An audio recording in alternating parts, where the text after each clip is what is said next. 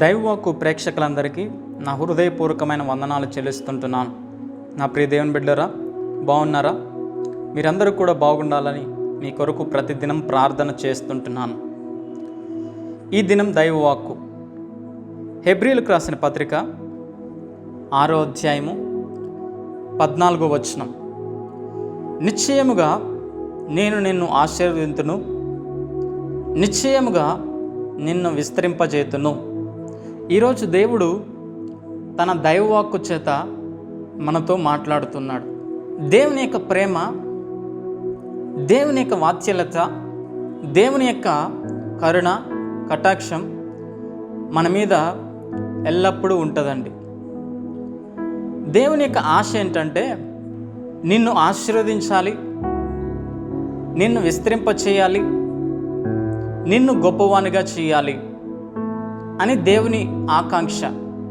ఈరోజు ఏ మనిషి అయితే దేవుణ్ణి నమ్మి ఓర్పుతో క్రీస్తు కొరకు నిలబడతాడో వారిని దేవుడు ఆశీర్వదిస్తాడండి.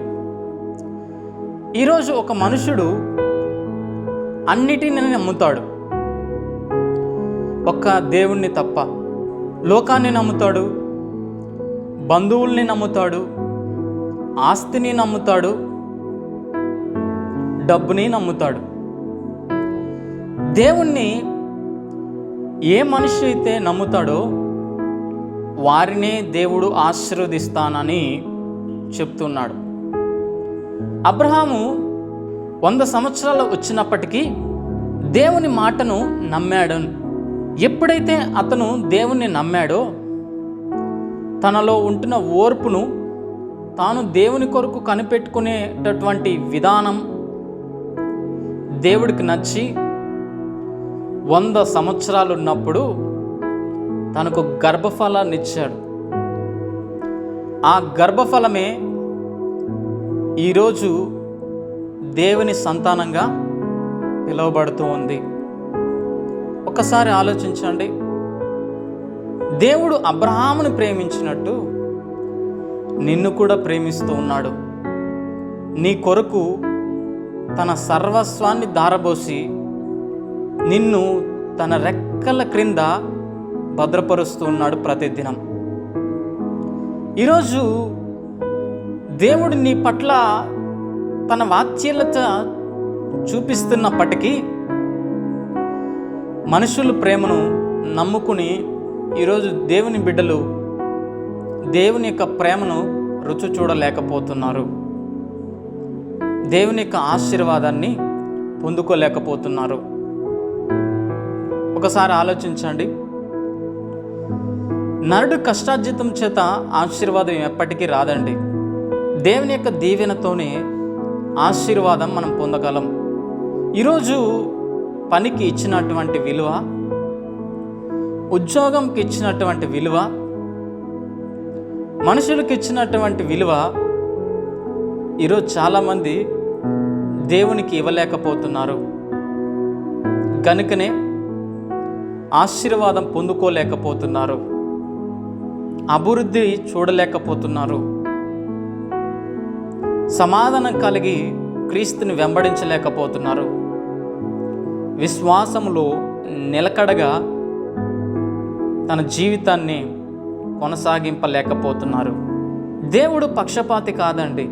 ఉన్నవారిని ఒకలాగా, లేని వారిని ఒకలాగా ఆయన ఎప్పటికీ కూడా ప్రేమించడు. ఆయన ప్రేమ శాశ్వతమైన ప్రేమ. ఆయన కృప ఈరోజు ప్రతి ఒక్కరి మీద ఉందండి. గనుకనే దేవుడు నీతో మాట్లాడుతూ ఉన్నాడు. లోకాన్ని విడిచిపెట్టి మనుషుల్ని నమ్ముకొనక, నీకున్న వాటన్నిటిని నమ్మక దేవుణ్ణి నమ్ము, దేవుని యందు సహనం కలిగి జీవించు. అందుకనే 15వ వచనంలో ఒక మాట ఉంటుంది. ఆ మాటను నమ్మి అతడు ఓర్పుతో సహించి వాగ్దాన ఫలమును పొందాను అని బైబిల్లో రాయబడింది. దేవుడు నిన్ను ఆశీర్వదిస్తాడని నువ్వు నమ్మితే ఓర్పుతో సహనం కలిగి మనము జీవించినట్లయితే వాగ్దాన ఫలమును మనం పొందగలుగుతాము. ఎప్పుడైతే మనలో ఓర్పును సహనాన్ని దేవుడు చూస్తాడో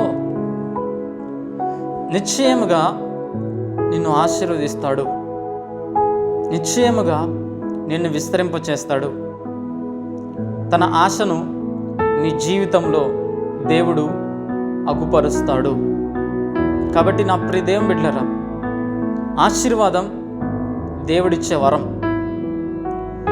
ఆశీర్వాదం నువ్వు పొందుకోవాలి అంటే దేవునికి ఇష్టకరంగా నడుచుకో, దేవుని యందు నమ్మకముంచు, దేవుని పైన స్థిరమైన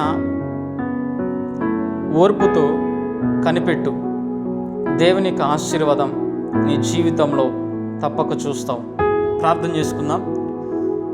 పరిశుద్ధుడా మీకు వందనాలు, సర్వోన్నతుడా మీకే స్తోత్రాలు చెల్లిస్తున్నాం ప్రభువా. నిశ్చయముగా నేను నిన్ను ఆశీర్వదిస్తానని, నిశ్చయముగా నిన్ను విస్తరింపచేస్తానని అబ్రహాముకు వాగ్దానం చేసినట్టు ఈ దినం మాకు కూడా మీరు వాగ్దానం చేస్తుంటున్నందుకు మీకే కృతజ్ఞతాస్తుతులు చెల్లిస్తున్నాం. మేము నిన్ను ప్రేమించలేదు ప్రభువా, కానీ మమ్మల్ని ప్రాణం కంటే ఎక్కువగా ప్రేమిస్తున్నావు. మేము నిన్ను నమ్మటం లేదు ప్రభువా, కానీ ఈ రోజుకి కూడా నన్ను మీరు నమ్ముతూ ఉన్నారు. మేము నిన్ను వెంబడించలేకపోయాం.